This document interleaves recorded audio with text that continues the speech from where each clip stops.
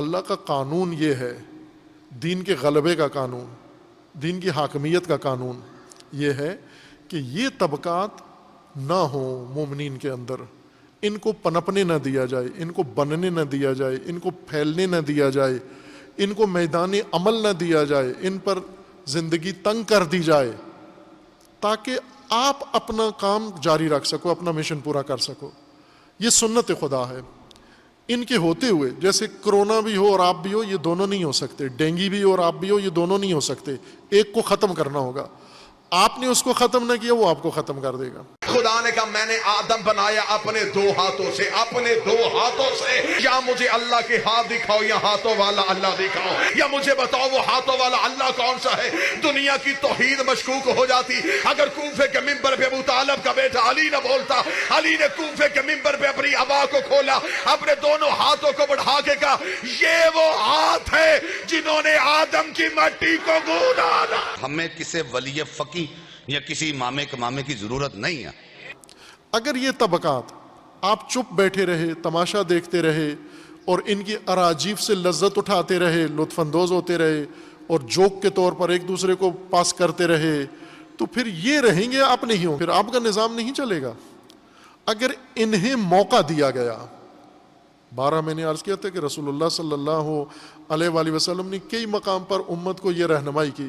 بنو امیہ کے بارے میں خصوصاً یہ کہا کہ میری امت پر ایک ایسا وقت آئے گا کہ ان خصوصیات کے لوگ میری مسند پر بھی آئیں گے، میرے ممبر پر بھی آئیں گے، اور جب تم انہیں دیکھو، عوام کو کہا، جب تم انہیں دیکھو میرے ممبر سے کھینچ کے نیچے اتارو اور ان کا پیٹ خنجر سے پھاڑ دو۔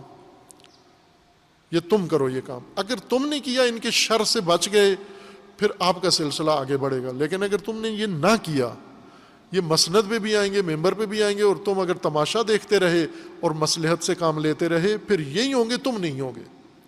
اور یہی ہوا جو رسول اللہ نے فرمایا، انہوں نے نہیں کیا، پھر بنو امیہ آئے، دوسرے نہیں آئے آگے۔ رسول اللہ کے جو وراثت تھی وہ نہیں آئے، چونکہ ان کا نہیں پیٹ پھاڑا، برموقع ان کو جواب نہیں دیا۔ اس لیے یہاں پر بھی اللہ تعالیٰ نے فرمایا یہ سنت ہے، یہ سابقہ رسل کے بارے میں بھی سنت ہے کہ یا نبی اور اللہ کا راستہ چلے گا یا مرجفون و منافقون کی بات چلے گی۔ اگر انہیں میدان آپ نے ان کے حوالے کر دیا، آپ چپ بیٹھے رہے، پھر تمہیں مدینہ سے نکلنا پڑے گا۔ اور اگر آپ نے ان کو وقت پہ روک لیا، لگام دے دی، پھر آپ کا نظام چلے گا، اللہ کا نظام چلے گا، ان کو چھوڑنا پڑے گا مدینہ۔ ایک سے نجات ضروری ہے، یہ اللہ کا قانون ہے۔ یہ دو سنتیں ہیں کہ تم نے رہنا ہے یا انہوں نے رہنا ہے، یہ فیصلہ تم نے کرنا ہے۔ وہ خود تو باز نہیں آئیں گے۔ یہاں پر اگرچہ شرطیہ صورت میں اللہ ان لم ینتہی، اگر یہ باز نہ آئے، دوسری آیات میں ہے کہ یہ کبھی باز آنے والے نہیں ہیں۔ یہ تینوں طبقات باز نہیں آتے۔ جن کے دلوں میں بیماری ہے یہ باز نہیں آئے، اور منافق کبھی باز نہیں آتے، اور مرجفون بھی باز نہیں آتے۔ یہ سنت خدا ہے، اور یہ سنت خدا لن تجد لسنت اللہ تبدیلا، سنت خدا میں تبدیلی نہیں ہوتی۔